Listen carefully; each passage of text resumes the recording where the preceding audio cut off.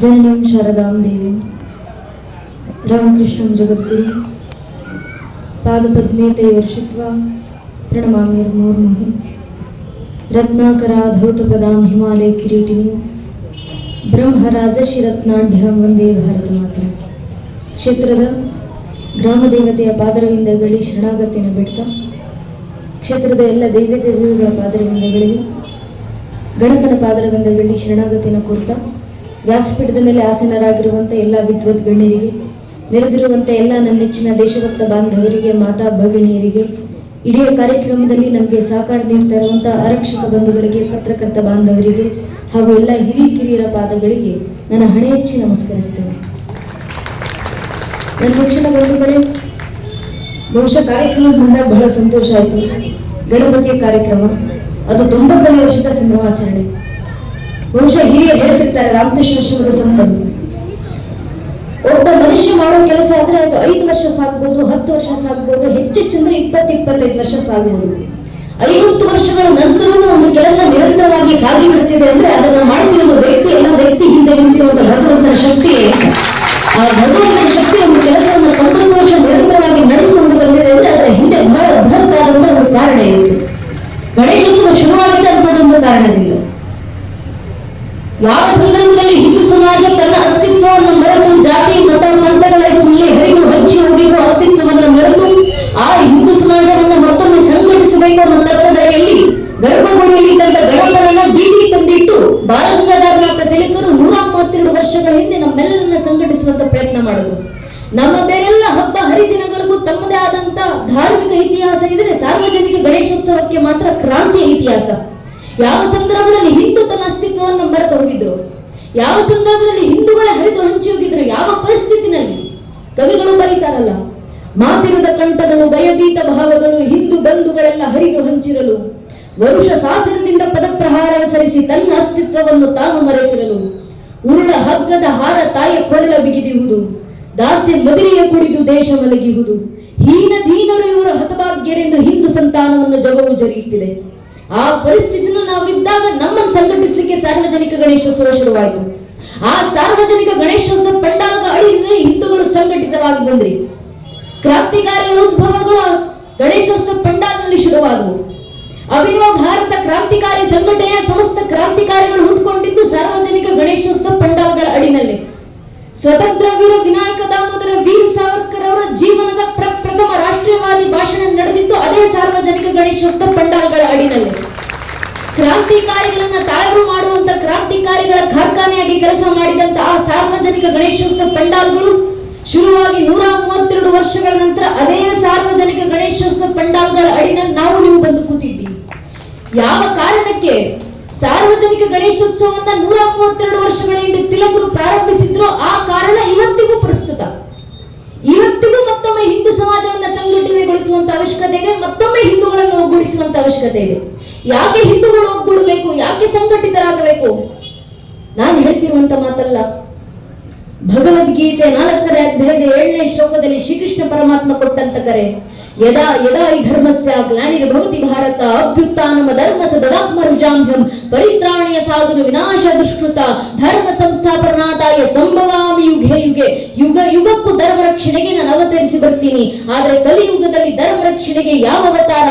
ಕೃಷ್ಣ ಪರಮಾತ್ಮ ಹೇಳ್ತಾರೆ, ಕಲಿಯುಗದ ಅಂತ್ಯದಲ್ಲಿ ಕಲಿಕೆ ಅವತಾರ. ಆದ್ರೆ ಕಲಿಯುಗ ನಡೀತಾ ಇರಬೇಕಾದ್ರೆ ಕಲಿಯುಗದೊಳಗೆ ದೇಶ ಧರ್ಮ ರಕ್ಷಣೆಗೆ ಇರೋದು ಒಂದೇ ಒಂದು ಅವತಾರ, ಅದು ಸಂಘ ಶಕ್ತಿ ಕಲಿಯುಗೆ. ಸಂಘಟಿತ ಬಲದಿಂದ ಮಾತ್ರ ಕಲಿಯುಗದಲ್ಲಿ ಧರ್ಮ ರಕ್ಷಣೆ ಆಗೋದು. ಆದ್ರಿಂದ ಸಂಘಟಿತರಾಗಿ ಬನ್ನಿ. ಆದ್ರೆ ನಮ್ಮ ದೌರ್ಭಾಗ್ಯ, ಹೇಳ್ಕೊಳ್ಳಿಕ್ಕಿದ್ದೀವಿ, ಇಡೀ ಜಗತ್ನ 120 ಕೋಟಿ ಹಿಂದೂಗಳ ಜನಸಂಖ್ಯೆ. ಆದ್ರೆ ಒಬ್ಬ ಹಿಂದುವಿನ ಮುಂದೆ ನಿಂತಿವತ್ತು, ನೀನ್ ಯಾರಪ್ಪ, ನೀನ್ ಯಾವ ಸಮಾಜಕ್ಕೆ ಸೇರಿದವನು ಅಂದ್ರೆ ಹಿಂದುವಿನ ಬಾಯಿನಲ್ಲಿ ಧರ್ಮದ ಹೆಸರು ಬರೋಕ್ಕೂ ಮುಂಚೆ ಜಾತಿ ಹೆಸರು ಬಂದಿರುತ್ತೆ. ಒಬ್ಬ ಹಿಂದೂ ಆಗೋಕ್ ಮುಂಚೆ ಒಬ್ಬ ಹಿಂದೂ ಬ್ರಾಹ್ಮಣ ಆಗ್ತಾರೆ, ಒಬ್ಬ ಹಿಂದೂ ಲಿಂಗಾಯತರಾಗ್ತಾರೆ, ಒಬ್ಬ ಹಿಂದೂ ಕುರುಬರಾಗ್ತಾರೆ, ಒಬ್ಬ ಹಿಂದೂ ಗೌಡ್ರಾಗ್ತಾರೆ, ಒಬ್ಬ ಹಿಂದೂ ನಾಯಕ್, ಒಬ್ಬ ಹಿಂದೂ SC, ಒಬ್ಬ ಹಿಂದೂ ST, ಒಬ್ಬ ಹಿಂದೂ ಶೆಟ್ಟಿ, ಒಬ್ಬ ಹಿಂದೂ ಪೂಜಾರ್. ಹಿಂದೂ ಆಗೋದ್ ಯಾವಾಗ? ನಾವು ಹಿಂದೂಗಳ ಅರ್ಥ ಮಾಡ್ಕೊಳ್ಬೇಕು. ನಮ್ಮ ಜಾತಿ ಯಾವುದೇ ಇರಲಿ, ಆ ಜಾತಿಗಳ ಮೇಲೆ ನಾವಿಟ್ಟಿರುವಂತ ಜಾತಿ ಪ್ರೇಮ ಎಷ್ಟೇ ವಿಶಾಲವಾಗಿರ್ಲಿ, ಇರಲಿ, ನಮ್ಮ ಜಾತಿ ನಮ್ಮ ಮನೆಯ ದೇವ್ರ ಕೋಣೆ ಒಳಗೆ ಸೀಮಿತವಾಗಿರಬೇಕು. ನಮ್ಮ ರಾಜಕೀಯ ಆಸಕ್ತಿ ಯಾವುದೇ ಇರಲಿ, ನೀವು ಯಾವ ರಾಜಕೀಯ ಪಕ್ಷಕ್ಕೆ ಬೇಕಾದ್ರೂ ಕೆಲಸ ಮಾಡ್ಕೊಳ್ಳಿ, ನಿಮ್ಮನ್ನ ನೀವು ಯಾವ ರಾಜಕೀಯ ಪಕ್ಷದ ಕಾರ್ಯಕರ್ತ ಅಂತ ಬೇಕಾದ್ರೂ ಹೇಳ್ಕೊಂಡು ತಿರುಗಾಡಿ, ಆದ್ರೆ ನಮ್ಮ ರಾಜಕೀಯ ಆಸಕ್ತಿ ನಮ್ಮ ಮನೆ ಬಾಗಿಲಿನ ಒಳಗೆ ಸೀಮಿತವಾಗಿರಬೇಕು. ಪ್ರತಿಯೊಬ್ಬ ಹಿಂದೂ ತನ್ನ ಮನೆಯ ದೇವ್ರ ಕೋಣೆ ದಾಟಿ ಮನೆಯ ವಸ್ತು ಬಿಟ್ಟು ಹೊರಗೆ ಬರಬೇಕಾದ್ರೆ ಜಾತಿ, ಉಪಜಾತಿ, ಮತ, ಪಂಥ, ಪಂಗಡ, ಕುಲ, ಗೋತ್ರ, ರಾಜಕೀಯ ಆಸಕ್ತಿ, ತತ್ವ, ಸಿದ್ಧಾಂತ ಎಲ್ಲವನ್ನ ಮರೆತು ಹೆಗಲ ಮೇಲೆ ಒಂದು ಕೇಸರಿ ಶಾಲು, ಹಣೆ ಮೇಲೆ ಕೇಸರಿ ತಿಲಕ ಇಟ್ಕೊಂಡು ನಾವೆಲ್ಲ ಹಿಂದೂ, ನಾವೆಲ್ಲ ಒಂದು ಅನ್ನೋ ಭಾವನೆಲೆ ಮನೆ ಬಿಟ್ಟಾಗ ಮಾತ್ರ ನಮ್ಮ ಧರ್ಮ ರಕ್ಷಣೆ, ನಮ್ಮ ಪರಂಪರೆ ಉಳಿವು. ಆ ಸಂಘಟಿತ ಬಲ ಒಮ್ಮೆ ಹಿಂದೂ ಸಮಾಜದಲ್ಲಿ ಬಂತು, ಜಗತ್ನಲ್ಲಿ ಎಂತೆಂತ ಬದಲಾವಣೆ ತರಬಹುದು ನಾವು. ನಮ್ಮ ಹಿರಿಯರಿಗಾಗಲೇ ಜೀವಂತ ಸಾಕ್ಷಿ ತೋರಿಸ್ಕೊಂಡು ಹೋಗಿದ್ದಾರೆ. 132 ವರ್ಷಗಳ ಹಿಂದೆ ಹರಿದು ಹೊಂಚಿ ಹೋಗಿದ್ದಂತ ಹಿಂದೂ ಸಮಾಜ ಎಲ್ಲ ಒಡಕು ತೊಡಕುಗಳನ್ನು ಮೀರಿ ಒಮ್ಮೆ ಸಂಘಟಿತವಾಗಿ ಬಂತು ಏಕಕಾಲಕ್ಕೆ. ಪರಿಣಾಮ 200 ವರ್ಷದ ದಾಸ್ಯದ ಮದುವೆಯನ್ನು ಮೀರಿ ಸ್ವಾಭಿಮಾನದಿಂದ ಎದ್ದು ನಿಂತು ಭಾರತ ದೇಶವನ್ನು ಸ್ವತಂತ್ರಗೊಳಿಸಿದ್ವಿ ನಾವು. ಬಹಳ ಹಿಂದಿನ ಉದಾಹರಣೆ ಬೇಡ, ಒಂದಿಷ್ಟು ದಶಕಗಳ ಹಿಂದೆ ಪೂಜ್ಯನೆ ಅಶೋಕ್ ಸಿಂಗಾಜ್ ಅವರು ನಿಂತು ಇಡೀ ಹಿಂದೂ ಸಮಾಜಕ್ಕೆ ಇದೇ ನೆಲದಿಂದ ಕರೆಯನ್ನು ಕೊಟ್ಟಿದ್ರು. अशोक सिंगाज ಅವರು ಕರೆ ಕೊಡ್ತಾರೆ, रोम रोम में रमे हुए राम के लिए आओ कार सेवको, बनो कार सेवको, मिटो कार सेवको. अगर समय पड़े तो अयोध्या में बहती सरयू नदी को अपने लहू से लाल करना पड़े तो डरो ना कार सेवको.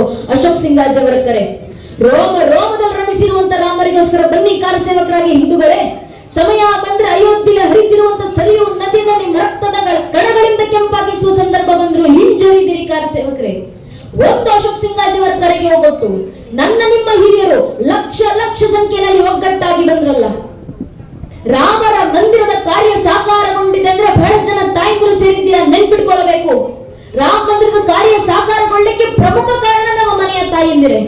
ಕಾರಣ ಅಂದು ರಾಮರ ಕಾರ್ಯಸೇವೆ ಮಾಡ್ಲಿಕ್ಕೆ ಅಯೋಧ್ಯೆ ಪುಣ್ಯ ಭೂಮಿನಲ್ಲಿ ಹೋಗಿ ನಿಂತಿದ್ದಂತ 3.5 ಲಕ್ಷ ಜನ ಕಾರ್ಯಸೇವಕರಲ್ಲಿ 36,000 ಜನ ತಾಯಂದ್ರು ಹೆಣ್ಣು ಮಕ್ಕಳು ಕಾರ್ಯಕರ್ತರಾಗಿ ಮುಂದೆ ನಿಂತು ರಾಮರಿಗೋಸ್ಕರ ಶ್ರಮಿಸಿದ್ದಾರೆ.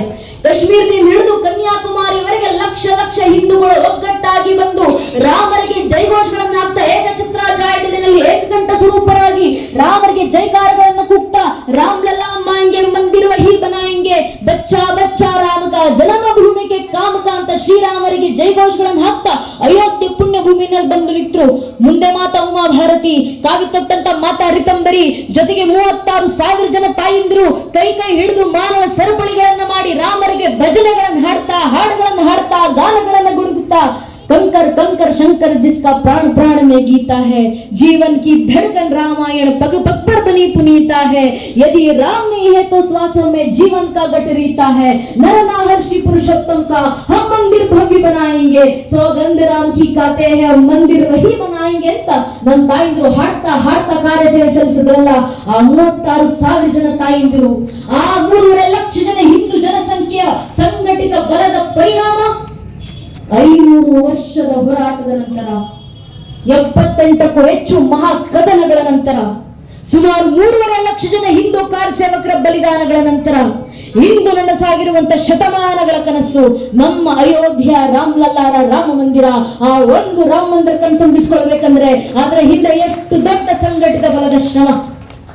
ರಾಮ ಮಂದಿರ ಕಟ್ಟಿದ್ದಾಯ್ತು, ಅಯೋಧ್ಯೆ ರಾಮ ಜನ್ಮಭೂಮಿ ಕೆಲಸ ಮುಗಿತಲ್ಲ, ಮಂದಿರ ನಿರ್ಮಾಣ ಆಗಿದ್ದಾಯ್ತಲ್ಲ, ಇನ್ ಧರ್ಮದ ಕೆಲಸ ಮುಗಿತಲ್ವಾ ಅಂತ ಹಿಂದೂ ಸಮಾಜ ಹೀಗೆ ಸುಮ್ಮನಾಗೋದಲ್ಲ. ರಾಮ ಮಂದಿರ ಕಟ್ಟಿದ್ದಾಯ್ತಷ್ಟೇ, ನೋಡಿದ ಕೂಡಲೇ ಹಿಂದೂ ಸಮಾಜದಲ್ಲಿ ಇರುವಂತಹ ಜಾಗೃತಿ ಸಂಘಟಿತ ಬಲ ಸ್ತಬ್ಧಗೊಳ್ಳೋದಲ್ಲ, ಇನ್ನೂ ಧಾರ್ಮಿಕ ಕೆಲಸಗಳು ಬಾಕಿ ಇದ್ದಾವೆ. ಅಯೋಧ್ಯೆಯ ರಾಮ ಜನ್ಮಭೂಮಿಯಲ್ಲಿ ರಾಮ ಮಂದಿರ ನಿರ್ಮಾಣ ಮಾಡಿದ್ದೀವಿ, ಮುಂದೆ ಸಂಘಟನೆ ಹಿರಿಯರು ಕರೆ ಕೊಟ್ಟಿದ್ದಾರೆ, ಭಾರತ का ಪ್ರತ್ಯೇಕ घर ಅಯೋಧ್ಯ बनाएंगे, ಭಾರತದ ಮನೆಗಳನ್ನು ಅಯೋಧ್ಯೆಯನ್ನಾಗಿಸುವುದು ನಮ್ಮ ಮುಂದಿನ ಸಂಕಲ್ಪ. ಆ ಸಂಕಲ್ಪ ಸಾಕಾರಗೊಳ್ಳೋದು ಯಾವಾಗ? ಮನೆಗಳ ಅಯೋಧ್ಯೆ ಆಗಬೇಕಂದ್ರೆ ಮನೆಯಲ್ಲಿರುವಂತ ಒಂದೊಂದು ಹಿಂದೂ ಮಗು ಶ್ರೀರಾಮಚಂದ್ರರಂತೆ ಬೆಳೆದು ಬರಬೇಕು, ಒಂದೊಂದು ಮಗು ಸೀತಾಮಾತೆ ಆದರ್ಶದಲ್ಲಿ ಬೆಳೆದು ಬರಬೇಕು. ಯಾವತ್ತದು ಸಾಕಾರಗೊಳ್ಳುತ್ತೆ? ಮನೆಯ ಮಗು ರಾಮರಂತೆ ತಯಾರಾಗಬೇಕಂದ್ರೆ ಮನೆಯಲ್ಲಿರುವಂತ ಒಬ್ಬೊಬ್ಬ ತಾಯಿ ಕೌಶಲ್ಯ ಆದಾಗ ಮಾತ್ರ ಅದು ಸಾಧ್ಯ ಆಗೋದು. ಆದ್ರಿಂದ ತಾಯಿದ್ರು ಜಾಗೃತರಾಗಿ, ಮನೆಯ ಹಿರಿಯರು ಪೋಷಕರು ಜಾಗೃತರಾಗಿ ಮಕ್ಕಳಲ್ಲಿ ಧರ್ಮದ ಜಾಗೃತಿಯನ್ನು ಮೂಡಿಸ್ತಾ ಬೆಳೆಸಿ. ಯಾವ ರೀತಿ ಮಕ್ಕಳನ್ನು ಬೆಳೆಸಬೇಕು? ಕವಿಗಳು ಹೇಳ್ತಾರಲ್ಲ, ಚಂದನ್ನೇ देश देश की मिट्टी नदी नदिया गंगा है, हर बाला देवी की प्रतिमा बच्चा बच्चा राम है. ಭಾರತದ ಹುಟ್ಟುವಂತ ಒಂದೊಂದು ಮಗು ರಾಮರ ಅಂಶ, ಒಂದೊಂದು ಮಗು ಶ್ರೀದೇವಿಯ ಸ್ವತ್ವ. ಆದರ್ಶದಲ್ಲಿ ಮಕ್ಕಳನ್ನ ಬೆಳೆಸಿ ಸಾಕು. ಹೇಗೆ ಬೆಳೆಸೋದು? ಹೇಗೆ ಮಕ್ಕಳಲ್ಲಿ ಧರ್ಮ ಜಾಗೃತಿ ಮೂಡಿಸೋದು? ಧರ್ಮ ಬೋಧನೆಯ ಮೂಲಕ, ಧರ್ಮ ಜ್ಞಾನದ ಮೂಲಕ, ಧರ್ಮ ಸಂಸ್ಕಾರ ಕಲ್ಪಿಸುವ ಮೂಲಕ. ಅಂದು ಕುರುಕ್ಷೇತ್ರ ರಣರಂಗದಲ್ಲಿ ಕಣ್ಣೀರಿಟ್ಟಿದ್ಯಾರು? ಅರ್ಜುನ. ಉಪದೇಶ ಧರ್ಮ ಉಳಿಲಿ ಅನ್ನೋ ಕಾರಣಕ್ಕಲ್ವಾ? ಯಾವ ಸಂದರ್ಭದಲ್ಲಿ ಸ್ವಾಮಿಯ ಧರ್ಮ ಗ್ರಂಥಗಳ ಸೃಷ್ಟಿಗೆ, ಆ ಧರ್ಮ ಗ್ರಂಥಗಳ ರಕ್ಷಣೆಗೆ ಮಾನವರು ಶ್ರಮಿಸೋದು ಬಿಡಿ. ಸ್ವತಃ ಧರೆಗಿಳಿದು ಬಂದಂತ ಭಗವಂತನ ಅವತಾರ ಶ್ರೀಕೃಷ್ಣ ಪರಮಾತ್ಮ ಕುರುಕ್ಷೇತ್ರ ರಣರಂಗದಲ್ಲಿ ನಿಂತಿದ್ದಾರೆ. ಎದುರಿಗೆ ಭೀಷ್ಮ ಪಿತಾಮಹರು ಶರಾಶಿನ ಮೇಲೆ ಮಲಗಿದ್ದಾರೆ. ಇದು ಕೆಲವು ಸಮಯದಲ್ಲಿ ಭೀಷ್ಮ ಪಿತಾಮಹರು ದೇಹತ್ಯಾಗ ಮಾಡಬೇಕು. ದೃಶ್ಯ ನೋಡಿದಂತ ಶ್ರೀಕೃಷ್ಣನ ಪರಮಾತ್ಮನ ಬಾಯಿಂದ ಬಂದಂತ ಉದ್ಗಾರ ಶ್ರೀವ್ಯಾಸರು ಭಾಗವತದಲ್ಲಿ ಬರೀತಾರೆ. ತಸ್ಮಿನ್ ಅಸ್ತಂಗತೆ ಭೀಷ್ಮೆ ಪಾಂಡವಾನಾಂ ಧುರಂದರೆ. ಅಸ್ತಂಗತರಾಗ್ತಿದ್ದಾರಂತಲ್ಲಿ ಭೀಷ್ಮರು. ಅಲ್ಲಿ ಭೀಷ್ಮ ಪಿತಾಮಹರು ಮಾತ್ರ ತೀರ್ಕೊಳ್ತಿಲ್ಲ, ಅವರ ಹತ್ರ ಇರುವಂತಹ ಸಮಸ್ತ ಪಾಂಡು ಕುಲದ ಕುರು ವಂಶದ ಜ್ಞಾನ ನಾಶವಾಗಿ ಹೋಗ್ತಿದೆ. ಜಗತ್ನಲ್ಲಿ ಯಾರು ಸತ್ರು ಪರವಾಗಿಲ್ಲ, ಅವರ ಹತ್ರ ಇರುವಂತಹ ಧರ್ಮ ಜ್ಞಾನ ಸಾಯುವಂತಿಲ್ಲ. ಆದ್ರಿಂದ ಸಮಸ್ತ ಪಾಂಡವರು ಹೋಗಿ ಭೀಷ್ಮ ಪಿತಾಮಹರ ಪದತಲದಲ್ಲಿ ಕೂತ್ಕು ಅವರ ಹತ್ರ ಇರುವಂತಹ ಧರ್ಮ ಜ್ಞಾನವನ್ನ ಕೈ ಮುಗಿದು ಬೇಡಿಕೊಂಡು ತನ್ನ ಮುಂದಿನ ಪೀಳಿಗೆಗೆ ತಲುಪಿಸೋಣ. ಕಳಿಸಿದ್ರು ಕೃಷ್ಣರ ಪಾಂಡವರನ್ನ. ವಿಷ್ಣು ಸಹಸ್ರನಾಮ ಅಂತ ಸಂದರ್ಭದಲ್ಲಿ ಹುಟ್ಟಿದಂತ ಆ ಗ್ರಂಥಗಳ ರಕ್ಷಣೆಗೆ ಎಷ್ಟೆಲ್ಲ ಶ್ರಮ ಪಟ್ಟರು ನನ್ನ ನಿಮ್ಮ ಹಿರಿಯರು. ಇದೇ ಧರ್ಮ ಜ್ಞಾನ ನಾಶ ಮಾಡಬೇಕು, ಇದೇ ನಮ್ಮ ಧರ್ಮ ಗ್ರಂಥಗಳನ್ನ ನಾಶ ಮಾಡಬೇಕು, ನಮ್ಮ ಗ್ರಂಥಾಲಯಗಳನ್ನ ಸುಟ್ಟು ಭಸ್ಮ ಮಾಡಬೇಕು, ನಮ್ಮ ಸನಾತನ ಸಂತ ಪರಂಪರೆ ನಾಶ ಮಾಡಬೇಕು, ನಮ್ಮ ಮಠ ಮಂದಿರಗಳನ್ನು ನಾಶ ಮಾಡಬೇಕು ಅಂತ ನಮ್ಮ ಮೇಲಾದಂತ ದಾಳಿ ಒಂದ ಎರಡ 1,000 ಹೆಚ್ಚು ವರ್ಷ ನಮ್ಮ ಮೇಲೆ ದಾಳಿಗಳಾದವು. ಇಷ್ಟು ವರ್ಷ ದಾಳಿ ಏನು ಮಹಾ ಅಂತ ನಾವು ಅಂದುಕೊಂಡ್ರೆ ಯಾವತ್ತಾದ್ರೂ ಇತಿಹಾಸದ ಪುಟಗಳನ್ನ ತಿರುಗಿ ನೋಡಿದಾಗ ನಮ್ಗೆ ಗೊತ್ತಾಗುತ್ತೆ. ಇದೇ ಜಗತ್ನಲ್ಲಿ ಪ್ರಾಚೀನ ಅಂತ ಕರೆಸ್ಕೊಂಡಂತ 35 ಜನಾಂಗಗಳಿಗೆಲ್ಲ ಏನೋ ಆ ಪ್ರಾಚೀನ ಜನಾಂಗಗಳು. ಕ್ಲಾಶ್ ಆಫ್ ಸಿವಿಲೈಸೇಷನ್ಸ್ ಎಂಬ ಪುಸ್ತಕದಲ್ಲಿ ವಿದೇಶಿ ಲೇಖಕರು ಬರೀತಾರೆ, ಎಲ್ಲೊಂದು ಜಗತ್ತಿನ ಮುಂದೆ ಪಿರಮಿಡ್ಗಳನ್ನು ಕಟ್ಟಿ ಬಂದಂತ ಈಜಿಪ್ಷಿಯನ್ ಜನಾಂಗ, ಎಲ್ಲೊಂದು ಜಗತ್ತನ್ನ ಆಳ್ಲಿಕ್ಕೆ ಬಂದಂತ ಗ್ರೀಕ್ ಜನಾಂಗ, ಎಲ್ಲೊಂದು ಜಗತ್ತಿಗೆ ಭಾಷಾ ಶಾಸ್ತ್ರ ಪರಿಚಯಿಸಿಕೊಂಡಂತ ಪರ್ಷಿಯನ್ ಜನಾಂಗ, ಎಲ್ಲೊಂದು ಜಗತ್ತಿನ ಮುಂದೆ ಪಿಚ್ಚುಗತ್ತಿ ಹಿಡಿದು ನಿಂತ ರೋಮನ ಜನಾಂಗ. ಜಗತ್ತಿನ ಪ್ರಾಚೀನ ಅಂತ ಕರೆಸ್ಕೊಂಡಂತ 35 ಜನಾಂಗಗಳು ಅಲ್ಪಾಯುಗಳಾಗಿ ಕಾಲಗರ್ಭ ಸೆಳೆದವು. ನಮ್ಮ ಕಣ್ಣು ಮುಂದೆ ಕಾಣಿದಂತ 100 ಮತವಂತರು ಕಣ್ಮರೆಯಾಗಿ ಹೋದವು. ಯಾಕೆ? ತಮ್ಮ ಮೇಲಾದಂತ 10, 20, 40, 50 ವರ್ಷಗಳ ಕಾಲದ ಒಂದೇ ಒಂದು ಪರಕೀಯ ಜನಾಂಗದ ದಾಳಿಯನ್ನ ತಡೆಯುವಷ್ಟು ಸಾಮರ್ಥ್ಯ ಇಲ್ಲದೆ ಈ ಪ್ರಾಚೀನ ಅಂತ ಅನಿಸ್ಕೊಂಡಂತ ಜನಾಂಗಗಳೆಲ್ಲ ಮಣ್ಣಲ್ಲಿ ಮಣ್ಣಾಗಿ ಹೋದವು, ಇತಿಹಾಸದ ಪುಟಗಳಿಂದ ಅಳಿಸಿ ಹೋದವು. ಆ ಹಿಂದೂ ಧರ್ಮದ ಮೇಲೆ 10, 20, 40, 50 ವರ್ಷ ಅಲ್ಲ, 1,370ಕ್ಕೂ ಹೆಚ್ಚು ವರ್ಷ ನಿರಂತರ. ಇಷ್ಟು ವರ್ಷ ಮತ್ ನಮ್ಮ ಮೇಲೆ ದಾಳಿ ಮಾಡಿದ್ರು ಒಂದೆರಡು ಜನಾಂಗದವರ. ಎಷ್ಟು ಪರಕೀಯ ಜನಾಂಗಗಳ ದಾಳಿ, ಎಷ್ಟು ಪರಕೀಯ ದೇಶಗಳ ದಾಳಿ, ಎಷ್ಟು ಪರಕೀಯ ಮತಪಂಥಗಳ ದಾಳಿ. 1,000ಕ್ಕೂ ಹೆಚ್ಚು ವರ್ಷ ಮೊಘಲರು ಬಂದ್ರು, ಅರಬ್ಬರು ಬಂದ್ರು, ಅಫ್ಘನರು ಬಂದ್ರು, ಪೋರ್ಚುಗೀಸರು ಬಂದ್ರು, ಡಚ್ಚರು ಬಂದ್ರು, ಫ್ರೆಂಚರು ಬಂದ್ರು, ಇಂಗ್ಲಿಷರು ಬಂದ್ರು, ಶಕರು ಬಂದ್ರು, ಹೂಣರು ಬಂದ್ರು. ಇವರೆಲ್ಲರೂ ಬಂದು ನಮ್ಮ ಮೇಲೆ ದಾಳಿ ಮಾಡಿದ ನಂತರವೂ ಇವತ್ತಿಗೂ ಸನಾತನ ಹಿಂದೂ ಧರ್ಮ ಸನಾತನ ಹಿಂದೂ ಧರ್ಮವಾಗಿ ಜೀವಂತವಾಗಿದೆ. ಜಗತ್ತಿನಲ್ಲಿ 120 ಕೋಟಿ ಹಿಂದೂಗಳು ಮನೆಗಳಲ್ಲಿ ಧರ್ಮಾಚರಣೆ ಮಾಡ್ತೀವಿ. ಯಾರ ಕಾರಣದಿಂದ? ನಮ್ಮ ಪೂರ್ವಿಕರು ಪಟ್ಟಂತ ಶ್ರಮಗಳ ಕಾರಣದಿಂದ. ಕನಿಷ್ಠ ಪಕ್ಷ ವಾರಕ್ಕೆ 1 ದಿನ ಮಕ್ಕಳನ್ನ ಕರ್ಕೊಂಡು ದೇವಸ್ಥಾನಗಳಿಗೆ ಹೋಗಿ ದೇವಸ್ಥಾನದಲ್ಲಿ ಕೂರಿಸಿ ಮಕ್ಕಳ ಬಾಯಿಂದ ಭಜನೆಗಳನ್ನು ಹಾಡಿಸಿ ಸಾಕು, ಮಕ್ಕಳ ಧರ್ಮ ಜಾಗೃತಿ ಆಗುತ್ತೆ. ನಮ್ಮ ಮಕ್ಕಳು ಯಾಕೆ ಭಜನೆಗಳ ಹಾಡಬೇಕು? ಹಿರಿಯರು ಹೇಳ್ತಾರೆ, ಭಜನೆ ಮಾಡುವ ಮನೆ ಎಂದಿಗೂ ವಿಭಜನೆ ಆಗೋದಿಲ್ಲ ಅಂತ. ಭಜನೆಗಿರುವ ಸಾಮರ್ಥ್ಯ ಅದು ಮನೆಗಳನ್ನ ಒಗ್ಗೂಡಿಸುತ್ತೆ, ಕುಟುಂಬಗಳನ್ನ ಸಂಘಟಿಸುತ್ತೆ, ಸಮಾಜವನ್ನ ಸಂಘಟಿಸುತ್ತೆ, ಧರ್ಮವನ್ನ ಸಂಘಟಿಸುತ್ತೆ, ತದ್ವಾರ ರಾಷ್ಟ್ರವನ್ನೇ ಸಂಘಟಿಸುತ್ತೆ. ಅದು ಭಜನೆಗಿರುವ ಸಾಮರ್ಥ್ಯ. ಅಂತ ಭಜನೆ ನಮ್ಮ ಮಕ್ಕಳ ಬಾಯಿಂದ ಬರಬೇಕು.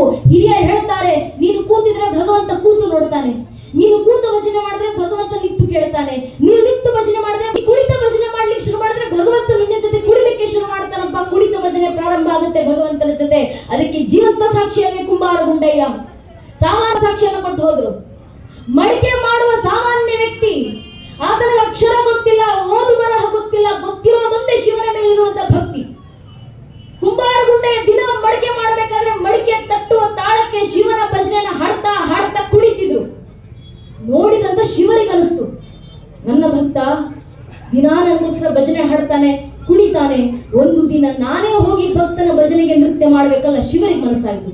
ಪಸರಿಸಿ ಎಸೆವ ಕರಂಗಳನ್ನೆತ್ತಲ್ ನೇಮಿಸಿ ಒಂದು ಪದಂ ಪಾತಾಳವನೊತ್ತಿ ಒಂದು ಪದಂ ಬ್ರಹ್ಮಾಂಡವನೆತ್ತಿ ಜಡೆಗಳ ಬೆಂಬಿಳಿ ಬಿಡಿದಾಡುತ್ತಿರೆ ಮುಡಿಯಳು ಸುರುಣತಿ ತುಳುಕಾಡುತ್ತಿರೆ ಕಳು ಚಲ್ವಳಗಂ ಕುಣಿದಾಡುತ್ತಿರೆ ಬಿಸುಳುಗ ಡಮರುಗ ಡಂಡನ್ ಢಳಿರಣಿ ಕಿಸುಳದಿ ಹರಿಯವ ತಾರಂತಿರ್ರನೆ ತಿರುಗುತ್ತಿರ ಹೇಗಳ್ಳೆಡೆತ್ತಲ್ ಕರೆಯ ತೋಲಗೊಂಬು ಹರಿಸಲ್ ಸರಸಿಜ ಭವನ ಶಿರಂಬ ಬಿಡುತ್ತಿರೆ ಸುರರ ಶಿರೋಮಾಲೆ ಗುಳುಳುತ್ತಿರೆ ಪಂಗೆಜ್ಜಗಳ ರವಂಗಲು ಘಲುಗೆನೆ ತೊಂಗಳ ಗಂಟೆಡ ನಮ್ಡನ್ ಢಳಿರನೆ ಆಡಿದ ನಾಡಿದ ನಾಡಿದ ನಾಡಿದ ನಾಡಿದ ನಾಡಿದ ನಾಹಾ ಶಂಕರ ಆಡಿದ ನಾ ಗುಂಡನ ಮುಂದೀಶ್ವರ ಅಂತ ಹರಿಹರ ಕುಂಬಾರಗುಂಡನ ರಗಡನ ಬದುಕಿಸ್ತಾರಲ್ಲ. ಭಕ್ತ ಹಾಡುವ ಕೊನೆ ಕಾಲಘಟ್ಟದಲ್ಲಿ ತಮ್ಮ ತಂದೆ ತಾಯಿಂದ್ರ ಅಂತ್ಯ ಸಂಸ್ಕಾರ ಬರೋಷ್ಟು ಯೋಗ್ಯತೆ ಇಲ್ಲ ಅಂದ್ರೆ ಏನ್ ಲಕ್ಷ ಲಕ್ಷ ಖರ್ಚು ಮಾಡಿ ಯಾವ ಸಾರ್ಥಕತೆಗೆ ಇನ್ನೆಂಥ ಸಂಸ್ಕಾರ ಕೊಟ್ಟು ಬಂದ ಮಕ್ಕಳನ್ನ ಬೆಳೆಸ್ತಿದ್ದೀವಿ ನಾವು? ಯೋಚಿಸ್ಬೇಕಲ್ವಾ? ಯಾಕಿಂತ ಪರಿಸ್ಥಿತಿ ಸಮಾಜದಲ್ಲಿ ನಿರ್ಮಾಣ ಆಗ್ತಿದ್ದಾವೆ? ಸಂಸ್ಕಾರವನ್ನ ಈ ಸಂಸ್ಕಾರ ಸ್ವಾರ್ಥಕ್ಕೋಸ್ಕರನಾದ್ರೂ ಮಕ್ಕಳಿಗೆ ನೀಡುವಂತ ಕೆಲಸವನ್ನ ಮಾಡಬೇಕು. ಹಿಂದೂ ಧರ್ಮದಲ್ಲಿ ಹುಟ್ಟಿ ನನ್ನ ಮನೆ ಮಕ್ಕಳಿಗೆ ನಾನ್ ಧರ್ಮ ಸಂಸ್ಕಾರ ನೀಡಲಿಲ್ಲ, ಇನ್ಯಾರು ನೀಡುತ್ತಾರೆ? ಹಿಂದೂ ಧರ್ಮದಲ್ಲಿ ಹುಟ್ಟಿ ನನ್ನ ಇತಿಹಾಸ ನಾನು ಅಧ್ಯಯನ ಮಾಡಲಿಲ್ಲ, ಇನ್ಯಾರು ಅಧ್ಯಯನ ಮಾಡ್ತಾರೆ? ಹಿಂದೂ ಧರ್ಮದಲ್ಲಿ ಹುಟ್ಟಿ ನನ್ನ ರಕ್ತದ ಪರಿಚಯ ನನಗಾಗಲಿಲ್ಲ, ಇನ್ಯಾರು ಮಾಡ್ಕೊಳ್ತಾರೆ? ಹಿಂದೂ ಧರ್ಮದಲ್ಲಿ ಹುಟ್ಟಿ ನನ್ನ ಮಠ ಮಂದಿರಗಳಿಗೆ ನಾನು ಹೋಗಲಿಲ್ಲ, ಇನ್ಯಾರು ಹೋಗ್ತಾರೆ? ಹಿಂದೂ ಧರ್ಮದಲ್ಲಿ ಹುಟ್ಟಿ ನನ್ನ ಧಾರ್ಮಿಕ ಕ್ಷೇತ್ರಗಳ ಪರವಾಗಿ ನಾನು ನಿಲ್ಲಿಲ್ಲ, ಇನ್ಯಾರು ನಿಲ್ತಾರೆ? ಹಿಂದೂ ಧರ್ಮದಲ್ಲಿ ಹುಟ್ಟಿ ನನ್ನ ಧಾರ್ಮಿಕ ಸಭೆಗಳಿಗೆ ನಾನು ಸೇರಲಿಲ್ಲ, ಇನ್ಯಾರು ಸೇರ್ತಾರೆ? ಹಿಂದೂ ಧರ್ಮದಲ್ಲಿ ಹುಟ್ಟಿ ನನ್ನ ಧರ್ಮದ ಕೆಲಸಗಳಿಗೆ ನಾನು ಸಮಯ ಕೊಡಲಿಲ್ಲ, ಇನ್ಯಾರು ಸಮಯ ಕೊಡುತ್ತಾರೆ? ಹಿಂದೂ ಧರ್ಮದಲ್ಲಿ ಹುಟ್ಟಿ ನನ್ನ ಧರ್ಮ ಕಾರ್ಯಗಳಿಗೆ ನಾನು ಶ್ರಮಿಸಲಿಲ್ಲ, ಇನ್ಯಾರು ಶ್ರಮಿಸ್ತಾರೆ? ಹಿಂದೂ ಧರ್ಮದಲ್ಲಿ ಹುಟ್ಟಿ ಕನಿಷ್ಠ ಪಕ್ಷ ನನ್ನ ಧಾರ್ಮಿಕ ಸಂಕೇತ ನಾನು ಸ್ವಾಭಿಮಾನದಿಂದ ಧರಿಸಲಿಲ್ಲ, ಇನ್ಯಾರು ಧರಿಸ್ತಾರೆ? ಸ್ವಾಮಿ, ಹಿಂದೂ ಧರ್ಮದಲ್ಲಿ ಹಿಂದುವಾಗಿ ಹುಟ್ಟಿ ಹಿಂದೂ ಧರ್ಮ ರಕ್ಷಣೆಗೆ ನಾನು ನೀವು ಮುಂದೆ ಬರಲಿಲ್ಲ, ಇನ್ಯಾರು ಮುಂದೆ ಬರ್ತಾರೆ? ಇನ್ಯಾರು ನಮ್ಮ ಧರ್ಮ ರಕ್ಷಣೆ ಮಾಡ್ತಾರೆ?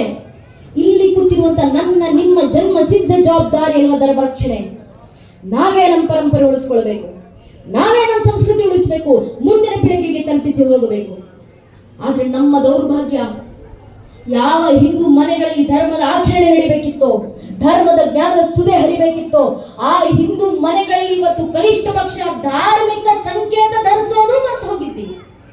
ಕನಿಷ್ಠ ಪಕ್ಷ ಒಂದು ಧಾರ್ಮಿಕ ಸಂಕೇತ, ಬೇರೆಲ್ಲೂ ಬೇಡ. ಈ ಕ್ಷಣ ಧರ್ಮ ಸಭೆಯಲ್ಲಿ ಕೂತಿದ್ದೀವಿ, ಒಂದು ಧಾರ್ಮಿಕ ಕಾರ್ಯಕ್ರಮದಲ್ಲಿ. ಧಾರ್ಮಿಕ ಸಭೆಯಲ್ಲಿ ಕೂತು ಅಕ್ಕಪಕ್ಕ ಕಣ್ಣಾಡಿಸಿ ನೋಡಿ, ನಿಮ್ಮ ಸುತ್ತಮುತ್ತ ಹಿರಿಯರಿರ್ತಾರೆ, ವೃದ್ಧರಿರ್ತಾರೆ, ವಯಸ್ಸಾದವರು ಇರ್ತಾರೆ, ಅಜ್ಜಿ ಇರ್ತಾರೆ, ಹಿರಿಯರಿರ್ತಾರೆ. ಅವರ ಹಣೆ ಗಮನಿಸಿ, ಅವರ ಹಣೆ ತುಂಬಾ ವಿಭೂತಿ ಬೆಳೆದಿರ್ತಾರೆ, ಹಣೆ ಕುಂಕುಮ ಹಚ್ಚಿರ್ತಾರೆ, ಗಂಧ ಚಂದನ ತಿಲಕ ಭಂಡಾರ ಏನೋ ಒಂದು ಪರಂಪರೆಗನುಸಾರವಾಗಿ ಒಂದು ಧಾರ್ಮಿಕ ಸಂಕೇತ ಅವರ ಹಣೆನಲ್ಲಿ ವಿಜೃಂಭಿಸ್ತಿರುತ್ತೆ. ನೀವು ಎಷ್ಟು ದೂರದಲ್ಲಿತ್ತು ನೋಡಿದ್ರೆ ಅವರ ಹಣೆಯಲ್ಲಿರುವಂತ ಕುಂಕುಮ ವಿಭೂತಿ ತೇಜಸ್ ಕಣ್ಣಿಗೆ ತಾಗೋ ರೀತಿ ಇರುತ್ತೆ. ಏನಕ್ಕೆ ಹಣೆ ಕುಂಕುಮ ಹಚ್ತಾರೆ? ಸ್ವಾಭಿಮಾನ, ನನ್ನ ಧಾರ್ಮಿಕ ಸಂಕೇತ ನಾನ್ ಧರಿಸ್ತಿಲ್ಲ, ಇನ್ಯಾರು ಧರಿಸ್ತಾರೆ ಅನ್ನೋ ಸ್ವಾಭಿಮಾನದಿಂದ ಹಣೆ ಧಾರ್ಮಿಕ ಸಂಕೇತ ಹಚ್ತಾರೆ. ಅದೇ ಸ್ವಲ್ಪ ನನ್ನ ವಯಸ್ಸಿನ, ನನ್ನ ಪೀಳಿಗೆಯ, ನನ್ನ ತಲೆಮಾರಿನ ಮಕ್ಕಳನ್ನ ಗಮನಿಸಿ ನೋಡಿ. ನಮ್ಮ ಮನೆ ಮಕ್ಕಳು ಹಣೆಗೆ ಕುಂಕುಮ ಇಡೋ ಪದ್ಧತಿಯನ್ನೇ ಮರೆತು ಹೋಗಿದ್ದಾರೆ. ವಿಶೇಷತಃ ನಮ್ಮ ಮನೆ ಹೆಣ್ಣು ಮಕ್ಕಳು ಹಣೆಗೆ ಕುಂಕುಮ ಇಡೋದ್ರಲ್ಲಿ ಯಾವುದೊಂದು ಸಣ್ಣ ಕಪ್ಪು ಚುಕ್ಕಿಯನ್ನ ಇಡ್ತಾರೆ. ಈಗ ಸಣ್ಣ ಚುಕ್ಕಿ, ಅದು ಕಪ್ಪು, ಅದೆಷ್ಟು ಚಿಕ್ಕದಾಗಿರುತ್ತೆ ಅಂದ್ರೆ ಸ್ವಲ್ಪ ದೂರದಲ್ಲಿ ನಿಂತು ನೋಡಿದ್ರೆ ಹಣೆಗೆ ಏನಾದ್ರೂ ಇಟ್ಟಿದ್ದಾರಾ ಇಲ್ವಾ ಅನ್ನೋದು ಕೂಡ ಕಣ್ಣಿಗೆ ಕಾಣಿಸೋದಿಲ್ಲ. ಮತ್ತೆ ಇಡೋದೇನು ಕಾಟಾಚಾರಕ್ಕೆ. ಹಣೆಗೆ ಬಟ್ಟಿಡಿಲ್ಲ ಅಂದ್ರೆ ಮನ್ನಲ್ಲಿ ಅಪ್ಪ ಅಮ್ಮ ಬೈತಾರಲ್ಲ ಅನ್ನೋ ಕಾಟಾಚಾರ ಹಣೆಗೆ ಒಂದು ಸಣ್ಣ ಬಟ್ಟು. ತಪ್ಪು ನಮ್ಮ ಮನೆ ಹೆಣ್ಣು ಮಕ್ಕಳದಲ್ಲವೇ ಅಲ್ಲ. ಏನಕ್ಕೆ ಹಣೆ ಕುಂಕುಮ ಇಡಬೇಕು ಅಂತ ಹೇಳ್ಕೊಡದೇ ಇರುವಂತ ಮನೆ ಪೋಷಕರ ತಪ್ಪು, ಮನೆ ಹಿರಿಯರ ತಪ್ಪು. ನಮ್ಮ ಮನೆ ಹೆಣ್ಮಕ್ಳಿಗೆ ಹೇಳ್ಕೊಡ್ಬೇಕು ನಾವು, ಏನಕ್ಕಮ್ಮ ಹಣೆ ಕುಂಕುಮ? ಕಾಟಾಚಾರಕ್ಕಲ್ಲ.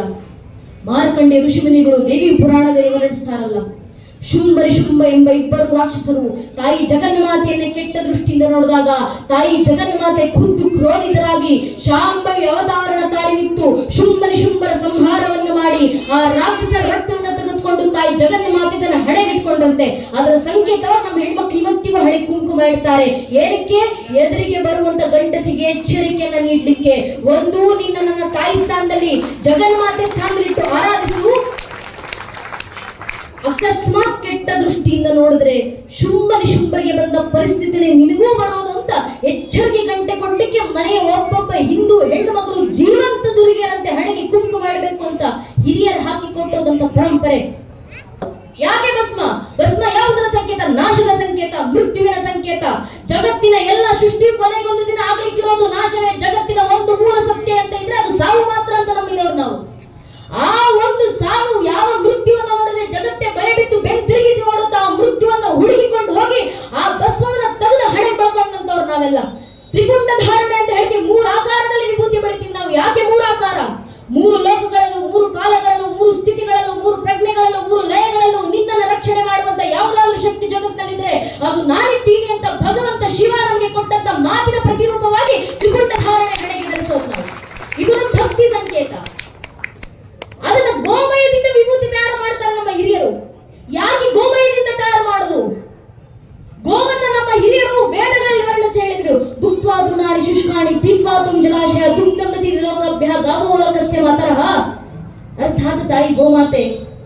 ನೀನು ನಿಂತ ನೀರನ್ನು ಕುಡಿದ್ರು, ಒಣಗಿರೋ ಹುಲ್ಲನ್ನು ತಿಂದ್ರು, ಜಗತ್ತಿಗೆ ಅಮೃತ ಸಮಾನದ ಹಾಲನ್ನು ಕೊಡ್ತೀಯಲ್ಲಮ್ಮ. ಅದಕ್ಕೆ ನೀನು ಕೇವಲ ಭಾರತಕ್ಕಲ್ಲ, ಇಡೀ ಜಗತ್ತಿಗೆ ತಾಯಿ ನೀನು ಅಂತ ಗೋಮಾತೆನ ವಿಶ್ವ ಮಾತೆ ಸ್ಥಾನದಲ್ಲಿಟ್ಟು ಆರಾಧಿಸಿದ್ವಿ ನಾವು. ಆ ಗೋಮಾತೆಯಲ್ಲಿ ಮುಕ್ಕೋಟಿ ದೇವರುಗಳನ್ನ ಕಂಡ್ವಿ. ಆ ಮುಕ್ಕೋಟಿ ದೇವರುಗಳ ಆಶೀರ್ವಾದವಾಗಿ ಗೋಮಯದಿಂದ ವಿಭೂತಿ ತಯಾರು ಮಾಡಿದ್ವಿ. ಗೋಮಾತೆ ವಿಶ್ವರೂಪವನ್ನ ವೇದಗಳಲ್ಲಿ ಶಾಸ್ತ್ರಗಳಲ್ಲಿ ಶಾಸ್ತ್ರಕಾರರು ಹೊರಿಸ್ತಾರಲ್ಲ. ಗೋಮಾತೆ 2 ಕಣ್ಣುಗಳು ಸೂರ್ಯ ಚಂದ್ರನು, 2 ಕೋಳುಗಳು ಪರ್ವತಗಳು, ಕಿವಿ ವಾಯು, ಗಂಟಲು ರುದ್ರ, ಹೆಗಲು ಬ್ರಹ್ಮ, ಹೃದಯದಲ್ಲಿ ವಿಷ್ಣು, 4 ಕಾಲುಗಳು, 4 ವೇದಗಳು, 4 ಕಾಲುಗಳಲ್ಲಿರುವ 8 ಗೊರಸುಗಳು, ಅಷ್ಟದಿಕ್ಪತಿಗಳು, 4 ಸ್ತನಗಳು, ಚದುರು ಸಾಗರಗಳು, ಬೆನ್ನಿನಲ್ಲಿ ಭೂ ಭುವಾಸು ಮುಂತಾದ ಸಪ್ತಲೋಕಗಳು, ಹೊಟ್ಟೆ ಯಮ, ಹಣೆ ಯಕ್ಷರು, ನಾಲಿಗೆ ತುದಿ ಸರಸ್ವತಿ, ಬಾಲ ತುದಿ ಸರ್ಪ ಸಂತತಿಗಳು, ಮುಂಭಾಗ ಪಿತೃಗಣ, ಗೋಮೆಯ ವಸುಗಣ, ಮೂತ್ರ ಸಾಧ್ಯ, ನಾಭಿ ಅಮೃತ, ಮುಖ ಅಗ್ನಿ, ಎಲುಬುಗಳು ಯಜ್ಞದ ಸಂಕೇತ, ಗೋಮಾತೆಯ ರೋಮ ರೋಮದ ತುದಿ, ಕೋಟಿ ಕೋಟಿ ದೇವತೆಗಳ ವಾಸಸ್ಥಳ. ಇನ್ನು ಗೋಮಾತೆ ಕೆಚ್ಚಲಿನಲ್ಲೂ ಅಮೃತವನ್ನ ಪರಂಪರೆ ಜಗತ್ತಿನಲ್ಲಿ ಯಾವುದಾದ್ರೂ ಇದ್ರೆ ಅದು ನನ್ನ ಸನಾತನ ಹಿಂದೂ ಪರಂಪರೆ ಮಾತ್ರ. ಆ ಪರಂಪರೆಯಲ್ಲಿ ಗೋಮಾತೆಯನ್ನು ಆರಾಧಿಸಿಕೊಂಡು ಬಂದ್ವಿ. ಆ ಮುಕ್ಕೋಟಿ ದೇವರ ಆಶೀರ್ವಾದ ಅದು ಗೋಮಯದಿಂದ ವಿಭೂತಿ ಧರಿಸಿ ಹಣೆ ನಚ್ಕೊಂಡ್ವಿ ನಾವು. ಆ ಪರಂಪರೆ, ಆ ಹಿರಿಮೆಯನ್ನು ಮಕ್ಕಳಿಗೆ ನಾವೆಲ್ಲ ತಿಳಿಸಬೇಕು. ಆಗ್ನೇಯ ಚಕ್ರದ ಜಾಗೃತಿಗೋಸ್ಕರ ಸೈಂಟಿಫಿಕ್ ಆಗಿ ಹಣೆಗೆ ವಿಭೂತಿಯನ್ನು ಹಚ್ತೀವಿ, ಕುಂಕುಮ ಹಚ್ತೀವಿ, ಮಕ್ಕಳಿಗೆ ಹೇಳ್ಕೊಡುವಂತ ಕೆಲಸ ಮಾಡಬೇಕು. ಯಾರು ಮಾಡ್ತಾರೆ? ವಿಶೇಷತಃ ಮನೆಯ ತಾಯಿಯಂದಿರೇ ಮಾಡಬೇಕು. ಯಾಕೆ ತಾಯಿಯೇ ಮಾಡಬೇಕು? ನಾನು ಹೇಳ್ತಿರುವ ಮಾತಲ್ಲ. ಮನುಸ್ಮೃತಿ 6ನೇ ಅಧ್ಯಾಯದಲ್ಲಿ ಮನು ಬರೀತಾರೆ, ಉಪಾಧ್ಯ ದಶಾಚಾರ್ಯ ಆಚಾರ್ಯ ಹಿತಂಪಿತಾನ್ ಸಹಸ್ರತು ಪಿತ್ರಾನ್ ಮಾತ ಗೌರವೇನ ತಿರಿಚ್ಯತೆ. ಅರ್ಥಾತ್ ಮನು ಬರೆದ್ರು 10 ಜನ ಉಪಾಧ್ಯಾಯರಿಗೆ ಒಬ್ಬ ಆಚಾರ್ಯ ಸಮ, ಅಂತ 100 ಜನ ಆಚಾರ್ಯರಿಗೆ ಒಬ್ಬ ತಂದೆ ಸಮ, ಆದ್ರೆ 1000 ಜನ ತಂದೆಯಂದಿರಿಗೆ ಒಬ್ಬ ತಾಯಿ ಸಮ ಅಂತ ಮನಸ್ಸಿನಲ್ಲಿ ಮನು ಹೇಳಿದಂತ ಮಾತು. ಅರ್ಥಾತ್ ಇಡೀ ಜಗತ್ತು ನಿಂತು ಮಕ್ಕಳಿಗೆ ಕೊಡುವಂತ ವಿದ್ಯೆಯನ್ನ ಮೀರಿದ್ದು ಒಬ್ಬ ತಾಯಿ ನಿಂತು ಮಗುವಿಗೆ ಕೊಡುವಂತ ಸಂಸ್ಕಾರ. ತಾಯಿ ಅಂತ ಸಂಸ್ಕಾರ ಕೊಟ್ರೆ ಸಾಕು, ಮಕ್ಕಳು ತಯಾರಾಗ್ತಾರೆ. ತಾಯಿ ಹೇಳಬೇಕು ಅಂತಾನೆ ಇಲ್ಲ, ಮಾಡಿ ತೋರಿಸಿದ್ರೆ ಸಾಕು. ತಾಯಿಯಂದ್ರು ಸಂಧ್ಯಾಕಾಲಕ್ಕೆ ಕೂತು ತುಳಸಿ ಕಟ್ಟೆ ಪೂಜೆ ಮಾಡಿ ದೇವರ ಕೋಣೆನಲ್ಲಿ ಕೂತು ಭಜನೆ ಹಾಡ್ಲಿಕ್ಕೆ ಶುರು ಮಾಡಿ ಸಾಕು, ಮಕ್ಕಳು ಸ್ವತಃ ಬರ್ತಾರೆ, ಅವರು ಭಜನೆ ಹಾಡ್ಲಿಕ್ಕೆ ಶುರು ಮಾಡ್ತಾರೆ. ತಾಯಿ ಜೊತೆ ತುಂಬಿದ್ದಾವೆ. ವೈಚಾರಿಕವಾಗಿ ಯುದ್ಧ ಮಾಡ್ಲಿಕ್ಕೆ ಬರ್ತೀರಾ ಬನ್ನಿ, ಬ್ರಹ್ಮ ತೇಜಸ್ಸಿನಿಂದ ಎದುರಿಸ್ತೀವಿ. ನೇರ ಯುದ್ಧ ಮಾಡ್ಲಿಕ್ಕೆ ಬರ್ತೀರಾ ಬನ್ನಿ, ಕ್ಷಾತ್ರ ತೇಜಸ್ಸಿನಿಂದ ಎದುರಿಸ್ತೀವಿ. ಶಾಪಾದಪಿ ಶರಾದಪಿ ಯಾವ ರೀತಿ ಬಂದ್ರು ಧರ್ಮ ರಾಷ್ಟ್ರ ರಕ್ಷಣೆಗೆ ನಾವು ಸಿದ್ಧ. ನಮ್ಮ ಹೆಮ್ಮೆ ವಿಚಾರ, ಈ ಮಾತನ್ನ ಜೀವಂತ ಸಾಕ್ಷಿಗೊಳಿಸಿ ನಾವು ತೋರಿಸ್ಕೊಟ್ಟಿದ್ದೀವಿ. ನೇರ ಯುದ್ಧ ಮಾಡ್ಲಿಕ್ಕೆ ಬಂದ್ರೆ ಯಾವ ರೀತಿ ಕ್ಷಾತ್ರ ತೇಜಸ್ಸಿನಿಂದ ನಮ್ಮ ರಕ್ಷಣೆ ಮಾಡ್ಕೊಳ್ತೀವಿ ನಾವು ನಮ್ಮ ಸೈನಿಕರು ತೋರಿಸ್ಕೊಟ್ಟಿದ್ದಾರೆ. ಇತ್ತೀಚೆಗೆ ದುರಾದೃಷ್ಟವಶಾತ್ ಕಾಶ್ಮೀರದಲ್ಲಿ ಪಹಲ್ಗಾಮ್ನಲ್ಲಿ ಅಮಾಯಕ ಹಿಂದೂಗಳನ್ನು ಅಮಾನೀಯವಾಗಿ ಕೊಲ್ಲಲಾಯಿತು. 2 ನಿಮಿಷದ ಸಂತೋಷದ ಗಳಿಗೆ ಸವಿಯೋಣ ಅಂತ ಕುಟುಂಬ ಸಮೇತರಾಗಿ ಕಾಶ್ಮೀರಕ್ಕೆ ಹೋದಂತ ಅಮಾಯಕ ಹಿಂದೂಗಳು ಸ್ವಾಮಿ. ಒಬ್ಬ ಅಪರಾಧಿಯನ್ನು ನೇಣಗಂಬಕ್ಕೇರಿಸೋಕು ಮುಂಚೆ ಅವನ ಕೊನೆ ಆಸೆ ಏನು ಅಂತ ಕೇಳಲಾಗುತ್ತೆ. ಆದ್ರೆ ಕಾಶ್ಮೀರದ ಪಹಲ್ಗಾಮ್ನಲ್ಲಿ ತೀರ್ಕೊಂಡಂತ ಹಿಂದೂಗಳಿಗೆ ಏನಕ್ಕೆ ಸತ್ವಿ ಅಂತ ಗೊತ್ತಿಲ್ಲ. ಅವ್ರಿಗೆ ಮಾಡಿದಂತ ಕೊನೆ ಪ್ರಶ್ನೆ ನಿನ್ನ ಧರ್ಮ ಯಾವುದು ಅಂತ. ಅಮಾಯಕ ಹಿಂದೂಗಳನ್ನು ಅಮಾನೀಯವಾಗಿ ಕೊಲ್ಲಲಾಯಿತು. ಪಾಕಿಸ್ತಾನಕ್ಕೆ ಚೆನ್ನಾಗಿ ಗೊತ್ತಿತ್ತು. ಉರಿ ಸೆಕ್ಟರ್ ಮೇಲೆ ದಾಳಿಯಾದಾಗ ಭಾರತ ನಮ್ಮ ಮೇಲೆ ಸರ್ಜಿಕಲ್ ಸ್ಟ್ರೈಕ್ ಮಾಡಿದೆ, ಪುಲ್ವಾಮಾದಲ್ಲಿ ದಾಳಿಯಾದಾಗ ಏರ್ ಸ್ಟ್ರೈಕ್ ಮಾಡಿದೆ, ಇವತ್ತು ಪಹಲ್ಗಾಮ್ನಲ್ಲಿ ಕಾಶ್ಮೀರದಲ್ಲಿ ದಾಳಿಯಾಗಿದೆ. ಭಾರತ ಮತ್ತೆ ನಮ್ಮ ಮೇಲೆ ಯುದ್ಧಕ್ಕೆ ನಿಲ್ಲುತ್ತೆ. ಪಾಕಿಸ್ತಾನಕ್ಕೆ ಚೆನ್ನಾಗಿ ಗೊತ್ತಿತ್ತು. ಪಾಕಿಸ್ತಾನ ಯುದ್ಧಕ್ಕೂ ಸಜ್ಜಾಗಿ ಬಂತು. ಪಾಕಿಸ್ತಾನ ಅಮೆರಿಕದಿಂದ ಫೈಟರ್ ಜೆಟ್ ಗಳನ್ನ ತರಿಸ್ಕೊಳ್ತು, ಟರ್ಕಿಯಿಂದ ಸೂಸೈಡ್ ಡ್ರೋನ್ಸ್ ಗಳನ್ನ ತರಿಸ್ಕೊಳ್ತು, ಸ್ವೀಡಿಷ್ ಬೇಡ ಅಂತ AWSS ಡಿಫೆನ್ಸ್ ಸಿಸ್ಟಮ್ ಅನ್ನು ತರಿಸ್ಕೊಳ್ತು. ಶಸ್ತ್ರಾಸ್ತ್ರಗಳೊಂದಿಗೆ ಪಾಕಿಸ್ತಾನ ಯುದ್ಧಕ್ಕೆ ಸಜ್ಜಾಗಿ ಬಂತು. ನಮ್ಮ ಭಾರತದ ಸೈನಿಕರು ರಣಾಂಗಣಕ್ಕಿಳಿದ್ರು. ಇಳಿದಿದ್ದು ನಮ್ಮ ನಾರಿ ಶಕ್ತಿ ಧೀಶಕ್ತಿ ಹೆಣ್ಣು ಮಕ್ಕಳೇ. ವ್ಯೋಮಿಕಾ ಸಿಂಗ್, ಸೋಫಿಯಾ ಕುರೇಶಿ ಅಂತ ತಾಯಿದ್ರು ರಣಾಂಗಣಕ್ಕಿಳಿದ್ರು. ಆಪರೇಷನ್ ಸಿಂಧೂರನ್ನು ಮುಂದುವರಿಸಿದ್ರು. ಆಪರೇಷನ್ ಸಜ್ಜಾಯಿತು. ಯುದ್ಧಕ್ಕೆ ನಮ್ಮ ಸೈನಿಕರು ಹೇಳಿದ್ರು. ನಮ್ಮ ಸೈನಿಕರ ಹತ್ರ ಶಸ್ತ್ರಾಸ್ತ್ರಗಳಿದ್ವು. ಪಾಕಿಸ್ತಾನದಂತೆ ಯಾವುದೋ ಅಮೆರಿಕ, ಯಾವುದೋ ಟರ್ಕಿ ಮುಂದೆ ಕೈ ಚಾಚಿ ಭಿಕ್ಷೆ ಬೇಡಿ ತಂದಂತ ಶಸ್ತ್ರಾಸ್ತ್ರಗಳಲ್ಲ ನಮ್ಮವು. ನಮ್ಮ ಭಾರತದ ಸೈನಿಕರು ಸ್ವಾಭಿಮಾನದಿಂದ ರಷ್ಯಾದ ಜೊತೆಗೆ ಹೆಗಲಿಗೆ ಹೆಗಲು ಕೊಟ್ಟು ನಿಂತು ತಯಾರು ಮಾಡಿಸಿ ಇಂಪೋರ್ಟ್ ಮಾಡಿಸಿಕೊಂಡಂತ S-400 ಡಿಫೆನ್ಸ್ ಸಿಸ್ಟಮ್ ಜೊತೆಗೆ ಭಾರತದ ಸೈನಿಕರು ಯುದ್ಧಕ್ಕಿಳಿದ್ರು. ಇದಕ್ಕಿಂತ ಹೆಮ್ಮೆ ವಿಚಾರ, ಆಕಾಶ್ ತೀರ್ ಏರ್ ಡಿಫೆನ್ಸ್ ಸಿಸ್ಟಮ್ ಜೊತೆಗೆ ಭಾರತದ ಸೈನಿಕರು ಯುದ್ಧಕ್ಕಿಳಿದ್ರು. ಆಕಾಶ್ ತೀರ್ air defence system 100% make in India. Material ಹಿಡಿದು ಲೇಬರ್ ನವರೆಗೂ ಸಂಪೂರ್ಣ ಭಾರತದಲ್ಲೇ ತಯಾರಾದಂತ ಸಂಪೂರ್ಣ ಇಂಡಿಜಿನಸ್ ಡಿಫೆನ್ಸ್ ಸಿಸ್ಟಮ್. ನಮ್ಮ ಭಾರತದ ಸೈನಿಕರ ಹತ್ರ ರಫೇಲ್ ಫೈಟರ್ ಜೆಟ್ ಗಳಿಗೂ with stealth missile loaded, Sukhoi 30 MK fighter jet ಗಳಿಗೂ with BrahMos missile loaded, Nagastra 1 drone ಗಳಿಗೂ ಸಂಪೂರ್ಣ ಮೇಕ್ ಇನ್ ಇಂಡಿಯಾ. ಈ ಜಪಾನ್ ನಿಂದ ಇಂಪೋರ್ಟ್ ಮಾಡಿಸಿಕೊಂಡಂತ ಕಾಮಿಕಾಜೆ ಡ್ರೋನ್ಸ್ ಗಳಿಗೂ, ಇಸ್ರೇಲ್ ನಿಂದ ಇಂಪೋರ್ಟ್ ಮಾಡಿಸಿಕೊಂಡಂತ ಅರಬ್ ಡ್ರೋನ್ಸ್ ಗಳಿಗೂ, ಸ್ಕೈ ಸ್ಟ್ರೈಕರ್ ಡ್ರೋನ್ ಗಳು ನಮ್ಮ ಭಾರತದ ಸೈನಿಕರ ಹತ್ರ ಇದ್ದು, ಸ್ಕೈ ಸ್ಟ್ರೈಕರ್ ಸೂಸೈಡ್ ಡ್ರೋನ್ ಗಳು ಸಂಪೂರ್ಣ ಮೇಕ್ ಇನ್ ಇಂಡಿಯಾ. ಅದರಲ್ಲೂ ಮೇಡ್ ಇನ್ ಕರ್ನಾಟಕ.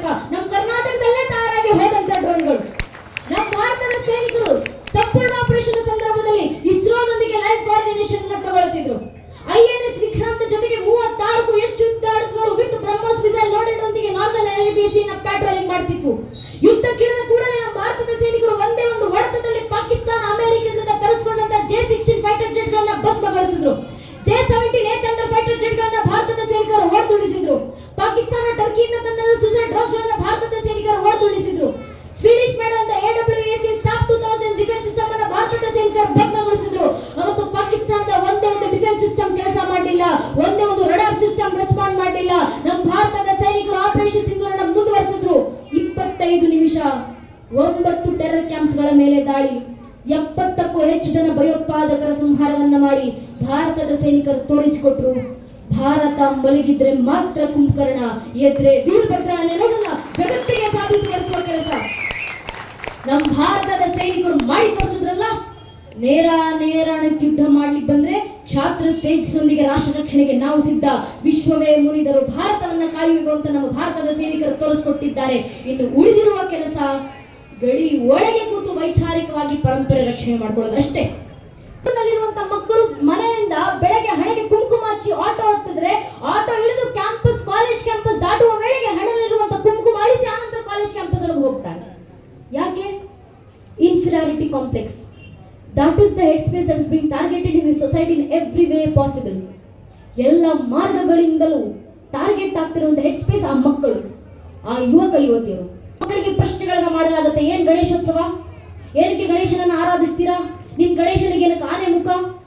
ಏನಕ್ಕೆ ಹನುಮಂತನನ್ನ ಆರಾಧಿಸ್ತೀರಾ? ನಿಮ್ಮ ಹನುಮಂತನಿಗೆ ಏನಕ್ಕೆ ಕಪಿ ಮುಖ? ಹನುಮಂತ ರಾಮರ ಭಕ್ತ ಅಂತ ಹೇಳ್ತೀರಾ, ಆದ್ರೆ ನಿಮ್ಮ ರಾಮರಿದ್ರೋದಕ್ಕೆ ಏನು ಸಾಕ್ಷಿ? ನಿಮ್ ರಾಮ ಕಾಲ್ಪನಿಕ ಅಲ್ವಾ? ರಾಮ ಜನ್ಮಭೂಮಿನ ರಾಮ ಮಂದಿರ ಕಟ್ಟಿದ್ದೀವಿ ಅಂತ ಹೇಳ್ತೀರಾ, ಆದ್ರೆ ರಾಮರಲ್ಲಿ ಹುಟ್ಟಿದ್ರು ಅನ್ನೋದಕ್ಕೆ ನಿಮ್ಮ ಹತ್ರ ಏನು ಸಾಕ್ಷಿ ಇದೆ? ಪ್ರಶ್ನೆ ಮಾಡ್ತಾರೆ. ದುರಾದೃಷ್ಟವಶಾತ್ ಇದು ಮುಂದೆ ಬರುವ ಪ್ರಶ್ನೆ ಅಲ್ಲ ನನ್ನ ನೆಚ್ಚಿನ ಬಂಧುಗಳು, ಈಗಾಗಲೇ ಹುಟ್ಕೊಂಡಿರುವ ಪ್ರಶ್ನೆ. ಈ ಪ್ರಶ್ನೆ ಕೇಳೋರು ಯಾರು? ಸಾಮಾನ್ಯರ. ಮತ್ತೆ ಕೋರ್ಟ್ ನಲ್ಲಿತ್ತು ಕಪಿಲ್ ಸಿಬ್ಬಲ್ ಎಂಬ ವಕೀಲರು ಪ್ರಶ್ನೆ ಮಾಡ್ತಾರೆ, ಶ್ರೀರಾಮಚಂದ್ರ ಇಲ್ಲೇ ಹುಟ್ಟಿದ್ರು ಅನ್ನೋದಕ್ಕೆ ರಾಮ ಜನ್ಮಭೂಮಿಯ ಪರವಾಗಿ ಹಿಂದೂಗಳ ಹತ್ರ ಏನು ಸಾಕ್ಷಿ, ಏನ್ ಪುರಾವೆ? ಈ ಪ್ರಶ್ನೆ ಮುಂದೊಂದು ದಿನ ನಮ್ಮ ಮನೆ ಬಾಗಿಲವರೆಗೂ ಬರ್ತಾರೆ. ನಮ್ಮ ಮನೆ ಮಕ್ಕಳ ಮುಂದೆ ನಿಂತು ಕೇಳ್ತಾರೆ, ರಾಮರ ಅಸ್ತಿತ್ವಕ್ಕೆ ನಿಮ್ಮ ಹತ್ರ ಏನು ಸಾಕ್ಷಿ ಅಂತ. ಮನೆಯ ಮಕ್ಕಳಲ್ಲಿ ಎಷ್ಟು ಧರ್ಮ ಜಾಗೃತಿ ತುಂಬಿರಬೇಕು ಅಂದ್ರೆ ಪ್ರತಿಯೊಂದು ಹಿಂದೂ ಮಗು ಎದೆ ಒಪ್ಪಿಸಿಕೊಂಡು ಎದೆ ತಟ್ಕೊಂಡು ಹೇಳ್ಕೊಳ್ಬೇಕು, ರಾಮರ ಅಸ್ತಿತ್ವಕ್ಕೆ ಮಾತ್ರ ಅಲ್ಲಪ್ಪ, ಬೇಕಾದ್ರೆ ಶ್ರೀರಾಮಚಂದ್ರರ ಇಡೀ ವಂಶ ವೃಕ್ಷದ ಅಸ್ತಿತ್ವಕ್ಕೆ ನಾನು ಸಾಕ್ಷಿಯನ್ನು ಕೊಡಬಲ್ಲೆ. ನಮ್ಮ ಮಕ್ಕಳ ಬಾಯಿಂದ ಬರಬೇಕಾದಂತ ಉತ್ತರ ಭಗವಂತನ ಕೃಪಾಶೀರ್ವಾದದಿಂದ ಮೊದಲಿಗೆ ಬಂದದ್ದು ಶ್ರೀಹರಿ.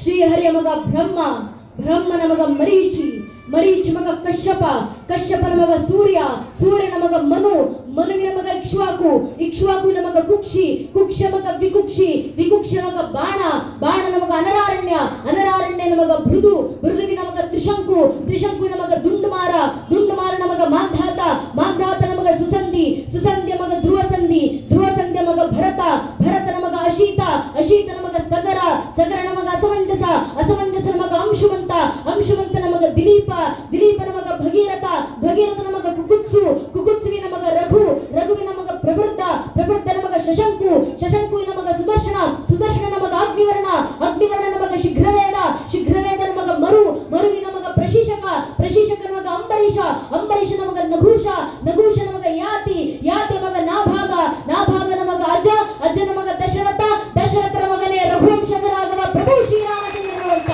ಹೇಳುವ ಮಟ್ಟಕ್ಕೆ ಮನೆ ಮನೆಯ ಒಂದೊಂದು ಹಿಂದೂ ಮಗುವಿನಲ್ಲೂ ಇಷ್ಟು ಧರ್ಮ ಜಾಗೃತಿ ನಾವು ತಂದ್ರೆ ಸಾಕು ನನ್ನ ನೆಚ್ಚಿನ ಬಂಧುಗಳೇ. ಧರ್ಮ ರಕ್ಷಣೆ ಆಯ್ತಂತರ್ಥ, ಪರಂಪರೆ ರಕ್ಷಣೆ ಆಯ್ತಂತರ್ಥ, ರಾಷ್ಟ್ರದ ಹಿರಿಮೆಯ ರಕ್ಷಣೆ ಆಯ್ತಂತರ್ಥ.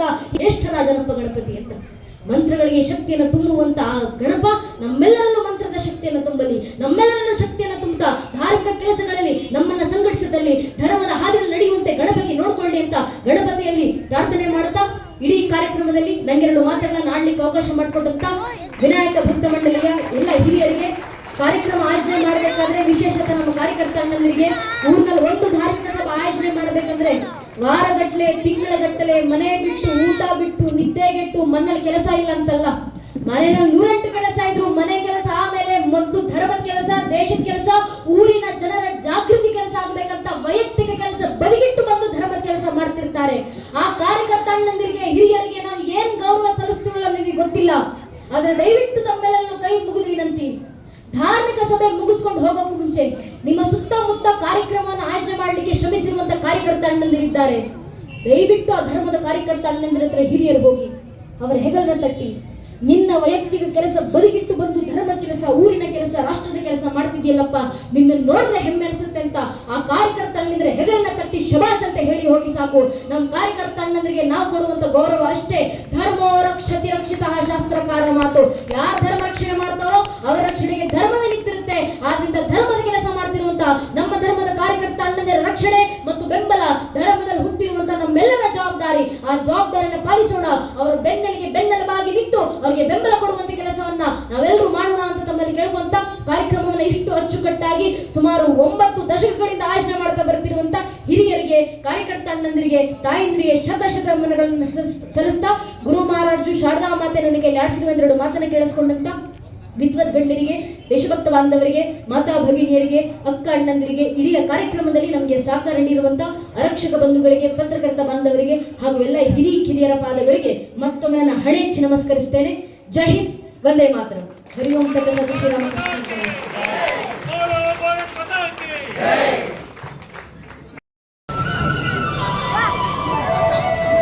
ಆಕಾಂಕ್ಷಾ ಶ್ರೀಮತಿ ಶಿಲ್ಪಾ ಅಜಿತ್ ಮತ್ತು ಶ್ರೀಯುತ ಅಜಿತ್ ಕುಟುಂಬದವರಿಂದ ಅವರಿಗೆ ಒಂದು ಸನ್ಮಾನ ಕಾರ್ಯಕ್ರಮ. ಅವರ ಆರಿಕಾ ಮಂಜುನಾಥ್ರವರ ತಾತ ಗೋಪಾಲರಾವ್ ಅವರು ಆಗಮಿಸ್ತಾರೆ. ಅವರು ಸಹ ವೇದಿಕೆಗೆ ಆಗಮಿಸಬೇಕು ಅಂತ ವಿನಂತಿ ಮಾಡ್ತಾ ಇದ್ದೀವಿ.